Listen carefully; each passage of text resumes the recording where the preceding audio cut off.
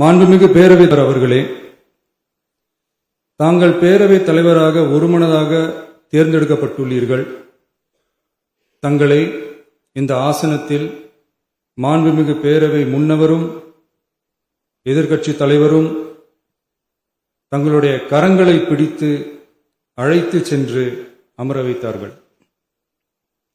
இந்த சம்பிரதாயம் எப்படி வந்தது என்று சொன்னால் சுவாரஸ்யமாக இருக்கும். பெரிய வரலாறு இச்சம்பவத்தில் உள்ளது. இங்கிலாந்து நாட்டில் உள்ள பாராளுமன்ற நடைமுறைகளை போன்றதே நம்முடைய பாராளுமன்ற நடைமுறைகளும். மன்னராட்சி இருந்த காலத்திலேயே அங்க பாராளுமன்றம் இயங்கியது. அக்காலத்தில் அனைத்து அதிகாரங்களையும் பெற்ற மன்னரும் பாராளுமன்றமும் இயங்கியது. அங்கே மன்னர் ஒரு பணியை செய்ய வேண்டும் என்று விரும்புவார். பாராளுமன்றம் அவருடைய விருப்பத்தை பெரும்பாலும் நிராகரிக்கும்.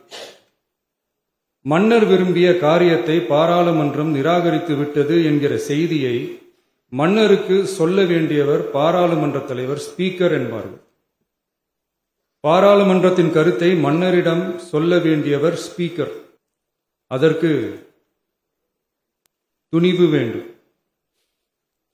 சில பணிகளுக்குத்தான் பாராளுமன்றத்தின் அனுமதி வேண்டுமே தவிர அந்த ராஜ்யத்தில் உள்ள எந்த பிரஜைக்கும் மரண தண்டனை விதிக்கும் அதிகாரம் மன்னருக்கு உண்டு. தான் விரும்பியதை பாராளுமன்றம் நிராகரித்து விட்டது என்று சொல்லும் ஸ்பீக்கருக்கு மரண தண்டனை விதிக்கும்படி ஆணையிடுவார்.